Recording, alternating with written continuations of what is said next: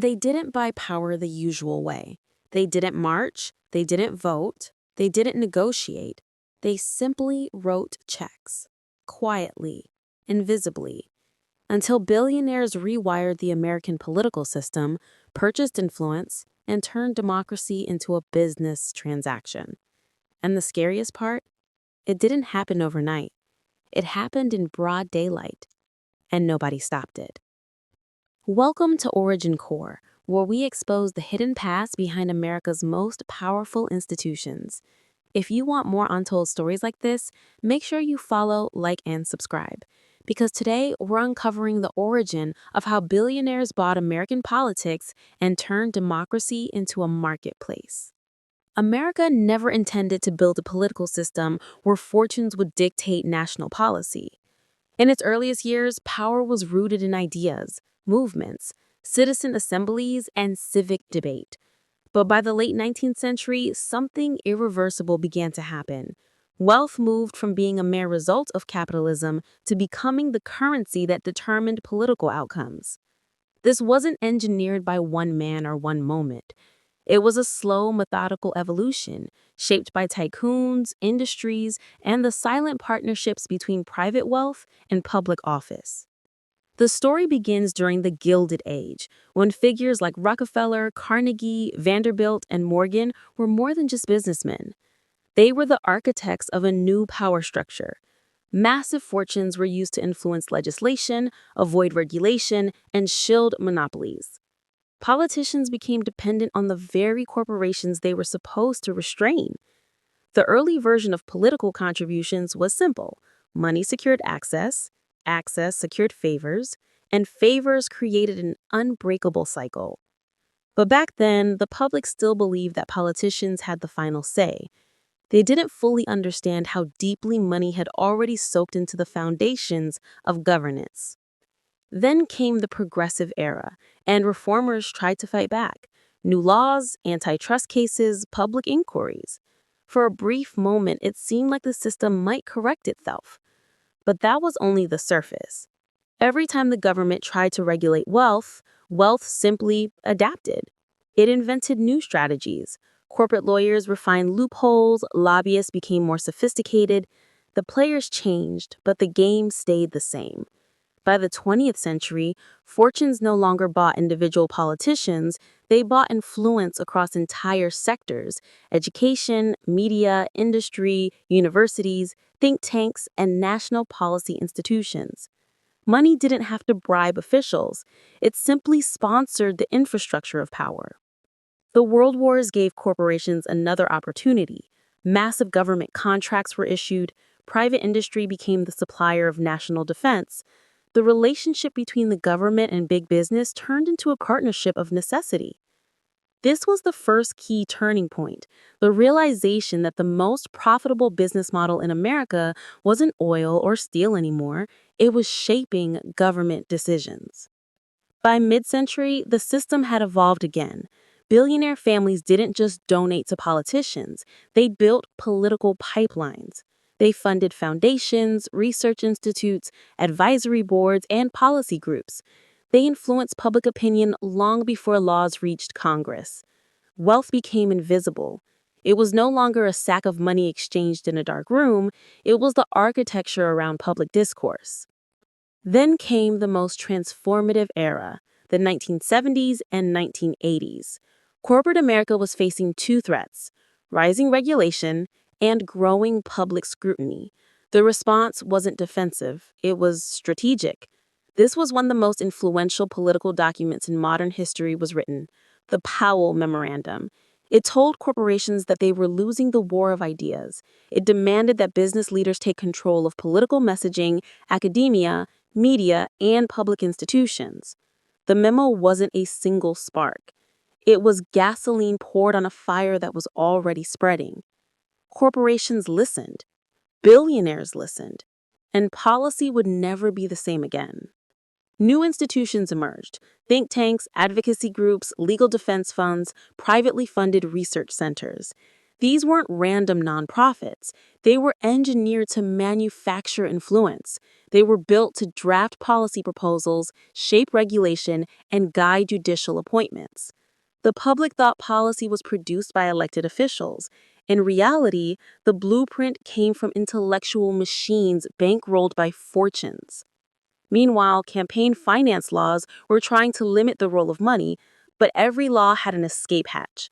Soft money, bundled donations, independent expenditures, political action committees, lobbying networks. The second major turning point was the Supreme Court ruling that equated money with speech. Wealth was no longer just influence, it was constitutional power. Corporate donors didn't just get influence, they got immunity. Private foundations reshaped healthcare, education, and national infrastructure. Billionaires weren't just lobbying for causes, they were rewriting the national agenda. They weren't persuading politicians, they were employing them. The revolving door between Wall Street, Washington, and corporate boardrooms didn't appear by accident. It was engineered, and Americans were told it was normal. Then came the explosion of the 1990s and 2000s. Tech billionaires entered the arena. Wall Street redefined the economy. Citizens United opened the floodgates. Dark money was no longer a trickle, it became a river. Unlimited spending disguised as free speech. Untouchable donor networks. Completely untraceable funding routes. This was the moment America crossed the point of no return. Elections were no longer about votes. They were about financial muscle. One donor could overwhelm an entire district. One billionaire could reshape a state. And sometimes outcomes were decided before a single ballot was cast. But the most dangerous shift wasn't money entering politics. It was politics turning into an investment. Billionaires didn't just fund elections, they expected returns. Millions invested in regulation change could yield billions in profit. A strategically placed donation could kill a bill or resuscitate a dying industry. Democracy became a marketplace. Policy became a commodity. And voters became consumers of political products. That was the third turning point, when public power officially became a private asset. And yet the public narrative continued to insist that politicians were independent actors, as if wealth didn't determine which laws were written, which candidates reached national stages, which issues stayed alive, and which disappeared. But the deeper truth was much darker. Over the decades, billionaires learned that the most powerful influence didn't come from controlling politicians. It came from controlling public conversation. The funding of universities, the sponsorship of journalism, the endowment of cultural programs, the ownership of media companies, the purchasing of digital platforms. They bought the megaphones of democracy. They bought the storytellers. They bought the narrative. Every major issue in America, healthcare, taxation, regulation, housing, infrastructure, education, was shaped by billionaires funding both sides of the debate. They didn't need to pick one ideology. They needed control. Control of the argument. Control of public anger. Control of the choices. What began as simple financial influence evolved into something more dangerous. Political manipulation disguised as philanthropy. Billionaires weren't just supporting causes. They were rewriting the future of America while being celebrated as benefactors. The nation applauded their generosity without realizing their generosity was strategic. It wasn't charity, it was leverage. Think of every political shift in modern history: deregulation, privatization, tax reforms, industry bailouts, super PACs, campaign financing. Behind every transformation, wealth wasn't the passenger, it was the driver. Activists warn that democracy is fragile. But the real problem isn't fragility, it's ownership. And here is the controversial truth. Democracy didn't die. It was sold, piece by piece, to those who could afford it.